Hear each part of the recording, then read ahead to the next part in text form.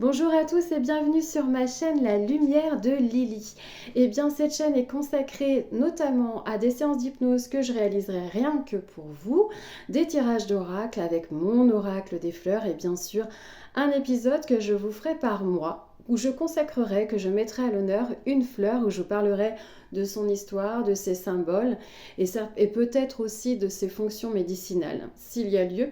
En tout cas, ce que j'ai mis à l'honneur et en tout cas la fleur que j'ai mis à l'honneur pour ce mois-ci, eh bien c'est la violette. Elle est de couleur bleu clair ou foncé, violet ou violet tendre. En tout cas, elle symbolise l'innocence, la timidité et l'humilité d'une personne sage, loyale et introvertie. Quelle est la symbolique de la violette? Eh bien, jadis, les hommes offraient des violettes aux femmes pour leur déclarer enfin un amour qui ne demandait qu'à être partagé. La violette est un symbole de modestie et de simplicité. Elle peut aussi représenter la timidité et la pudeur. Dans le langage des fleurs, la violette peut véhiculer un message de type « je pense à vous » ou encore « je t'aime en secret ». La délicatesse et l'équilibre entre les actes et les propos. Dans l'Antiquité, la violette est connue depuis bien sûr la haute Antiquité dans le bassin méditerranéen. Les Athéniens jetaient des bouquets de violettes au coin des rues dès l'an 400 avant Jésus-Christ et les utilisaient en pommade ou en tisane pour leurs vertus médicinales. Les Romains qui appelaient les violettes odorantes violettes de Mars en raison de leur saison de floraison n'hésitaient pas à les tresser en couronne sur leur tête. Henri IV et Louis XIII et leurs descendants se parfumaient et se poudraient à la violette pour couvrir les odeurs du corps. Les violettes se retrouvèrent tout naturellement dans le potager du roi à Versailles en bordure des carrés de légumes et de là sur les tables du palais. La Quintini nous a rapporté comme il en élevait certaines variétés de couleur rose, blanche ou bleue sous forme d'arbre pour la gloire du grand roi Louis XIV. À Paris, pendant la Révolution, les jeunes bouquetières vendaient des violettes au coin des rues et c'est taxé. Et leur commerce est strictement réglementé, c'est-à-dire à quel point il devait être florissant ce commerce. Ici encore, la cueillette sauvage ne suffit plus.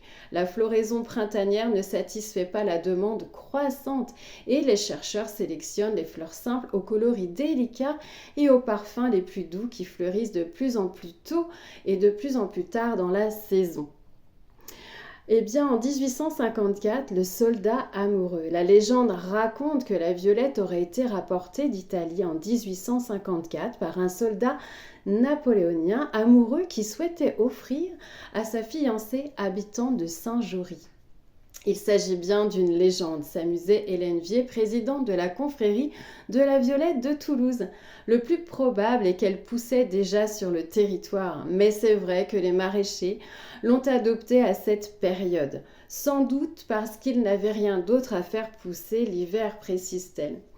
De Lalande à Castelginest, ils développeront sa culture sur des dizaines d'hectares, écoulant leur production sur le marché aux violettes des Jacobins et dans les rues du centre-ville. Et déjà la violette s'enracine dans l'histoire de Toulouse. La période faste, en 1907, naît la Société coopérative des producteurs de violettes et d'oignons de Toulouse, qui rassemblera jusqu'à 600 horticulteurs jusque dans les années 1950. La violette de Parme de Toulouse se développe vitesse grand V. En France comme à l'étranger, les fleurs coupées, mais aussi les produits dérivés, bonbons, liqueurs, sirops et parfums, connaissent un vif succès. À son apogée, entre 1948 et 1951, 600 000 bouquets sont exportés chaque année à travers le monde. La ville désormais célèbre pour cette abondante production sera dès lors surnommée la Cité des Violettes. Cette couleur, mais pourquoi le violet? Eh bien, cette couleur violet nous attire. C'est un côté féminin, énergétique. Le violet est une teinte qui évoque la douceur, le rêve, la méditation, la paix, mais aussi la mélancolie et la solitude. Dans le feng shui, elle est liée à l'intellect et la spiritualité. C'est la raison pour laquelle il est préconisé dans les pièces de réflexion comme le bureau. Et maintenant, j'avais envie de vous terminer avec cette légende qui m'a plu, que j'ai retrouvée. C'est une légende celte qui parle de roi des glaces. Vivant seul au fond d'un immense palais de neige où tout était congelé et sans vie, fatigué de sa solitude, il envoie ses courtisans chercher la plus jolie des jeunes filles pour lui rendre le bonheur. Il rencontre à toute timide Violette et la présente au roi qui aussitôt en tombe amoureux. Bien que de tempérament sévère et sans cœur, notre roi de glace s'adoucit peu à peu sous l'influence de Violette et il promit alors à son peuple de laisser la rigueur de l'hiver disparaître pendant la moitié de l'année. Violette le pria de la laisser rejoindre son peuple à cette époque-là. Par amour pour elle, il accepta, à la seule condition qu'elle n'y retourne que sous la forme d'une fleur au printemps et le rejoigne dans son royaume glacé l'hiver.